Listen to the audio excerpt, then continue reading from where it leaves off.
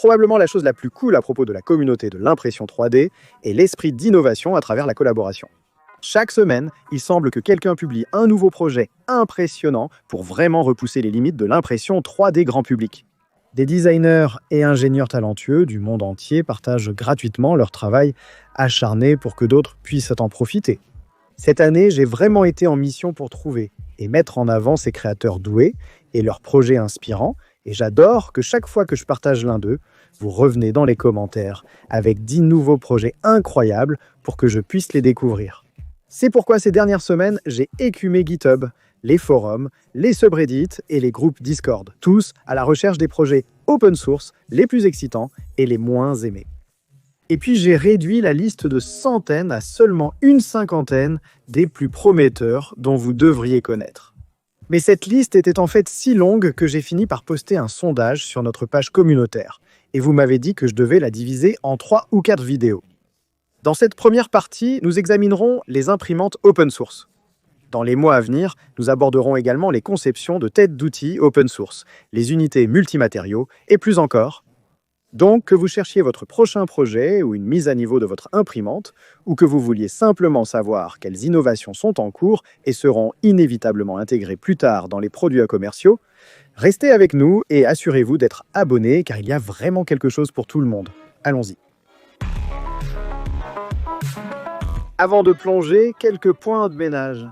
Premièrement, je vais mettre des liens dans la description vers chacun de ces projets, y compris où vous pouvez trouver plus d'informations ou acheter un kit pour les construire si applicable. Maintenant, lorsque disponible, certains de ces liens seront des liens d'affiliation, ce qui aide à soutenir la chaîne si vous décidez d'acheter. Mais plus important encore, à ce sujet, j'aimerais vous rappeler que les personnes qui créent et maintiennent ces projets le font gratuitement et pour le plaisir. Mais cela ne signifie pas que vous ne devriez pas les soutenir si vous tirez de la valeur de leur travail. J'ai fait une vidéo entière à ce sujet, détaillant comment tant de ces designers rêvent de faire cela à plein temps, s'ils pouvaient se le permettre, donc je vais lier cette vidéo ci-dessous. Mais pour ceux d'entre vous qui ne l'ont pas vue, je dirais simplement que si vous prévoyez de construire l'un de ces projets, il est coutumier de soutenir le créateur avec un petit don ou simplement en rejoignant leur Patreon. Oh, et une dernière chose, parce que le but de cette vidéo est de mettre en évidence des projets moins connus, et en devenir, vous devrez pardonner le fait qu'il n'y aura pas autant de beaux b-roll que vous avez l'habitude de voir dans mes vidéos. Et je dois adresser un remerciement spécial à ceux d'entre vous qui ont téléchargé des images de ces projets dans la nature que j'ai utilisées avec attribution, conformément à la culture d'utilisation équitable acceptée ici sur YouTube. Et j'espère que cela ne dérange personne. D'accord, êtes-vous prêts? Nous commençons avec les imprimantes 3D open source les plus uniques et excitantes, en commençant par le LH Stinger de Lemur Ace. Il semble que de nos jours, tout le monde ne veut parler que de Machine Core X8. Mais si vous êtes toujours nostalgique de ce design classique de Bedslinger et que vous voulez peut-être prouver à vos amis qu'un Bedslinger peut aussi se déplacer rapidement, alors vous voudrez peut-être jeter un œil à celle-ci. Pour citer leur GitHub, le LH Stinger est une imprimante 3D cartésienne sans compromis, conçue pour la vitesse et la précision, créée comme une plateforme durable pour ceux qui aiment pousser la qualité ou la vitesse à l'extrême. Je pourrais m'asseoir ici et vous lire une liste des fonctionnalités, ou des composants, ou des choix de conception, mais je pense que dans ce cas, voir, c'est croire.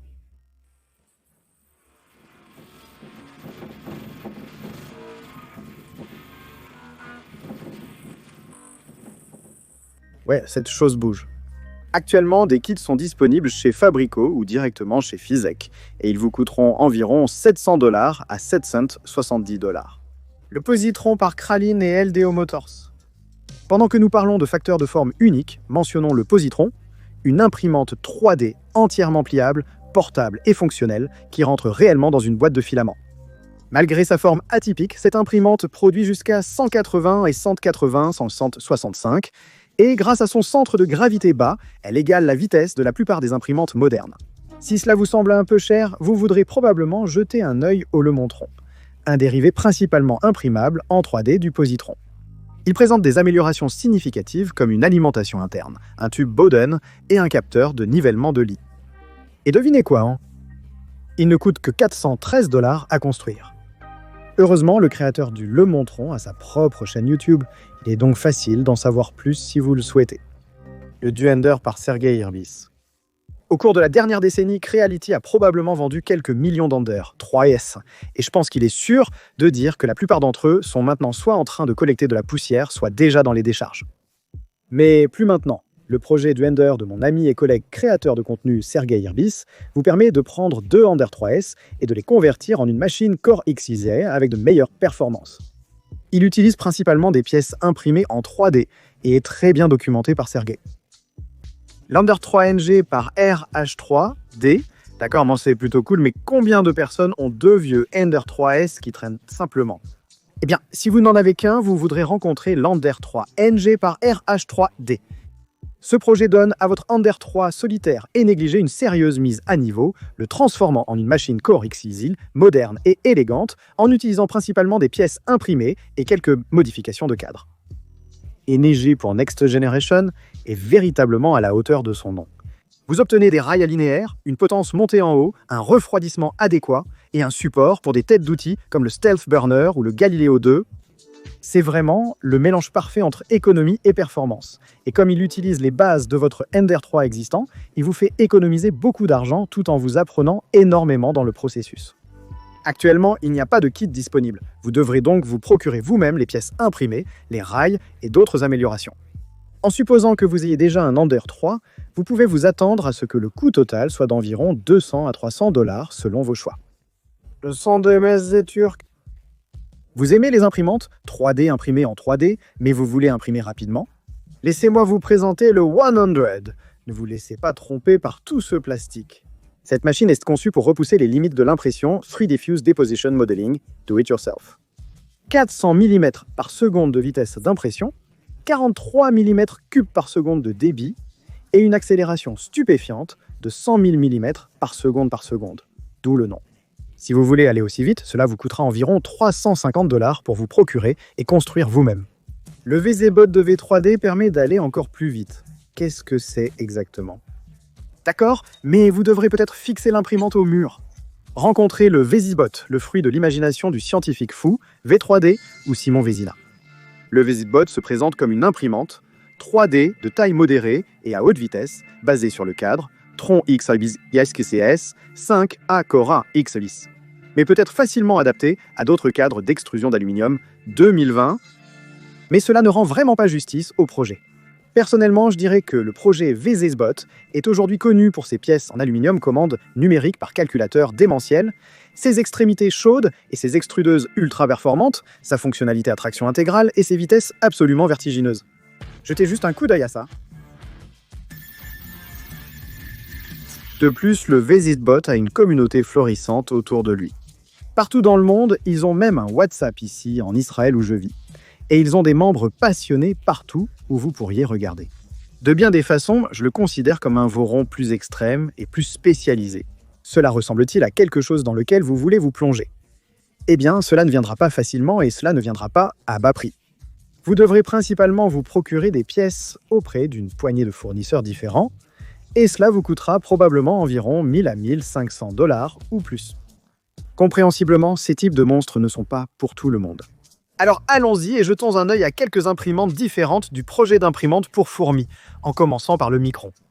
Le Micron est une centrale de la taille d'une pinte, un Voron 2.4, réduit à un volume de construction de seulement 120 à 180 mm selon votre construction.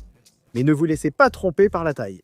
C'est un Core X OCI complet, avec des rails linéaires, un nivellement de portique quadruple, un support de robinet et une configuration de toile élégante si vous le souhaitez. Sa petite taille lui confère une rigidité incroyable, lui permettant de se déplacer rapidement sans compromettre la qualité. C'est idéal pour ceux qui veulent l'expérience Voron dans un format compact ou qui veulent empiler toute une ferme d'impression sur une étagère. Des kits complets sont disponibles chez Funzer, Formbot et Fabrico à partir de 549 $. Fourchette à salade par Printers for Hands. Si vous aimez l'idée du Micron, mais pas tout le truc de la grue volante, alors la fourchette à salade est pour vous. Au lieu d'être basé sur le Voron 2.4, il est en fait basé sur le Voron Trident, ce qui signifie que le lit se déplace sur le Z, tandis que la grue gère X et Y, ce qui le rend un peu plus facile à construire et moins compliqué dans l'ensemble. Il garde le format compact et de nombreuses caractéristiques du Micron, dont les rails linéaires, le mouvement X ou bicentral et le support pour les têtes d'outils modernes et les configurations de toile. Mais comme la grue reste fixe en Z, elle est un peu plus adaptée aux débutants en ce qui concerne le réglage de la construction et l'entretien. La fourchette à salade est particulièrement populaire parmi les gens qui veulent quelque chose de petit, rapide et rigide, mais qui ne veulent pas avoir affaire à la complexité d'un système de grue volante complet. Contrairement au Micron, il ne semble pas y avoir une pléthore de kits officiels ici. En fait, je n'ai trouvé qu'un seul site web dont je n'ai jamais entendu parler, mais vous pouvez vous approvisionner assez facilement en utilisant la bombe Trident et quelques standard template library supplémentaires du GitHub, et des gens comme KB3D offrent beaucoup de pièces spécialisées aussi.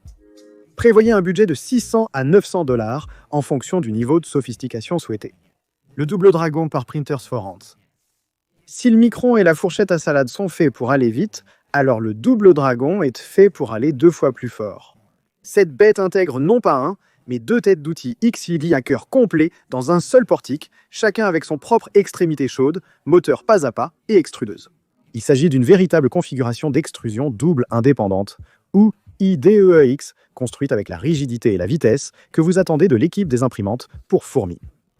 Que vous imprimiez des supports solubles, des pièces multicolores ou que vous exécutiez simplement 2 tâches à la fois, le double dragon est une véritable démonstration d'ingénierie. Attention, le câblage, le réglage et la gestion des décalages d'outils sont plus complexes, donc ce n'est pas une construction pour débutants. Actuellement, il n'y a pas de kit disponible, donc vous devrez vous procurer tout vous-même, du cadre aux composants électroniques, en passant par les têtes d'outils. Le coût total dépend de la qualité des composants choisis, mais prévoyez entre 900 et 1300 $ pour une construction complète. Duel 0 par imprimante pour fourmis. Ici encore une fois, si cela vous semble un peu trop cher pour vous, n'ayez pas peur. Vous pouvez construire le Dueling 0, le petit frère plus petit et plus gérable du double dragon.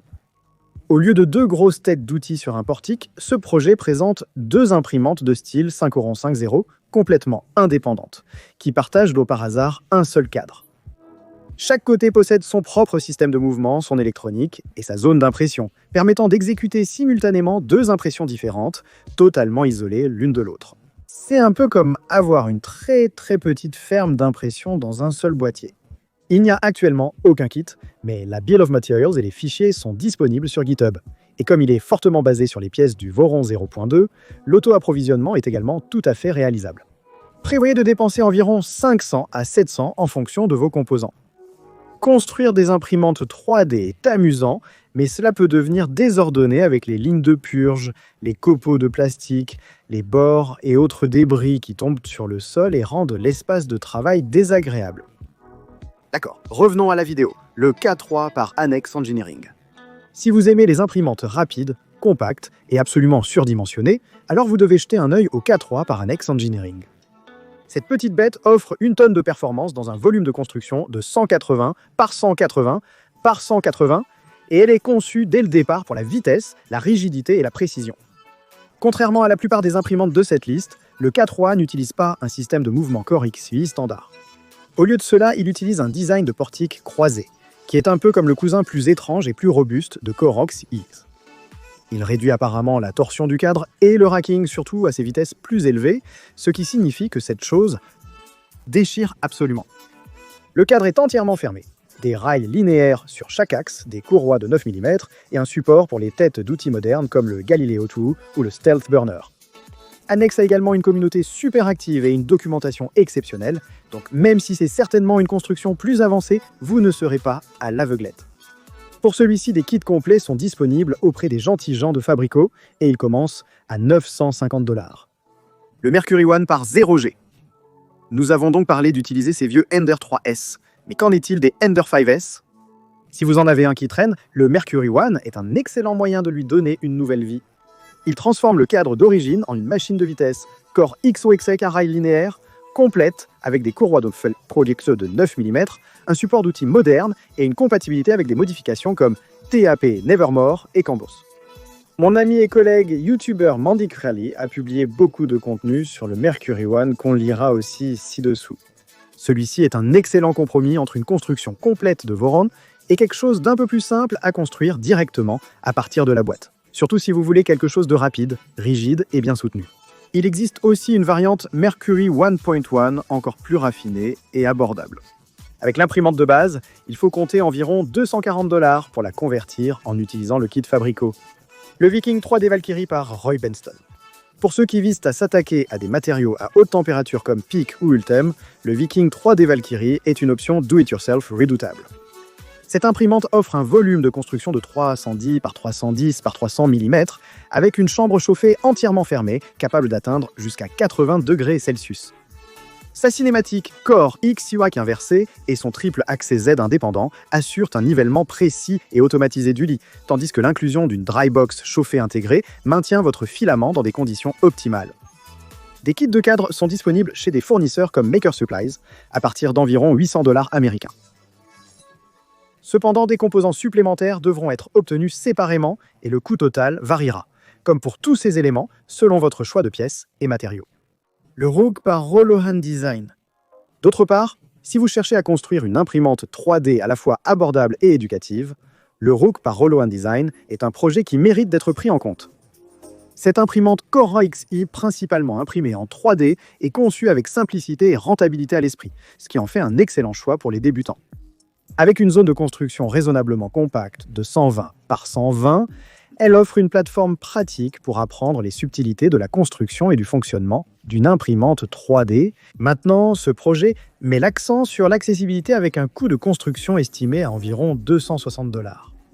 Et bien sûr, les pièces de machine commande numérique par calculateur sont disponibles chez Funsoir si vous voulez un peu l'améliorer. Le Rogue 2020 Mark II, également par Holohan Design et Canrogue. Maintenant, pour ceux qui préfèrent un cadre un peu plus robuste, il y a le Rogue 2020 Mark II qui intègre un cadre d'extrusion T-slot. 2020 tout en conservant les principes de conception de base de l'original. Des kits de cadre pour le Rogue Mark II sont disponibles auprès de fournisseurs comme Funsort, mais vous êtes seul pour trouver l'électronique, le matériel et les pièces imprimées. Donc attendez-vous à dépenser environ 300 à 350 $. Le Fenrir Core X8 par Maker Viking. Si les imprimantes 3D principalement imprimées en 3D vous intéressent, jetez un œil au Fenrir. Une imprimante Core XI compacte et entièrement imprimée en 3D avec des murs intégrés, lui donnant une structure super propre et rigide sans extrusion d'aluminium. Il fonctionne sur des rails linéaires, LDO utilise l'extrudeuse Orbiter 2 avec chargement automatique et il prend en charge des extrémités chaudes comme le Revo Micro et le Mosquito. Avec un volume de construction cubique de 120, il est conçu pour la vitesse et la fiabilité tout en conservant une empreinte minuscule. Infinizé.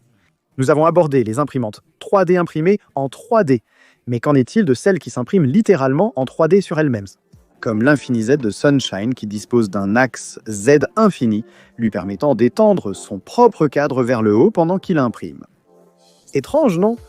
L'Infiniz est actuellement en phase conceptuelle et de développement, sans kit disponible pour le moment.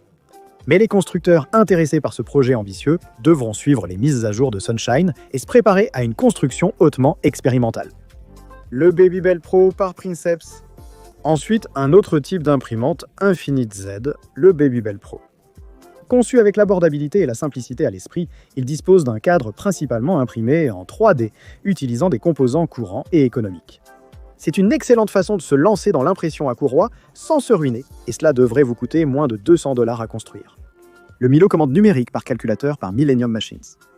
D'accord, une dernière machine, bien que j'admette que ce n'est pas une imprimante 3D, c'est le Milo commande numérique par calculateur, et je dois l'inclure parce que c'est comme un voron des machines commande numérique par calculateur. De plus, j'ai eu leur fondateur Jake England sur le podcast, et c'est vraiment un super gars. Donc le Milo est une fraiseuse commande numérique par calculateur de bureau, entièrement open source conçue pour un travail sérieux sur le métal. Pensez à l'aluminium, au laiton, voire à l'acier léger, le tout depuis votre garage. Il est construit comme un véritable char avec des rails linéaires de précision, des vis à billes et un cadre entièrement métallique rigide. Contrairement à de nombreuses commandes numériques par calculateur de bureau, il offre une grande zone de travail de 360 x 100 60 Et contrairement à la plupart des kits commandes numériques par calculateur qui ressemblent à un projet de foire scientifique, le Milo est un kit propre et compact, et il a l'air d'un produit. Des kits de moteur LDL de qualité sont disponibles chez West, 3D et Matter Hackers pour 1299 $. Très bien les gens, c'est tout pour cet épisode de la série. Mais assurez-vous de vous abonner si vous ne l'êtes pas déjà, car nous avons encore quelques vidéos comme celle-ci à sortir dans la série. Si j'ai oublié quelque chose ou si vous avez d'autres projets intéressants, que vous aimeriez que je présente dans mes prochaines vidéos, n'hésitez pas à me le faire savoir en commentaire. Pour l'instant, c'est tout pour cette semaine, mais je vous verrai tous à la prochaine couche.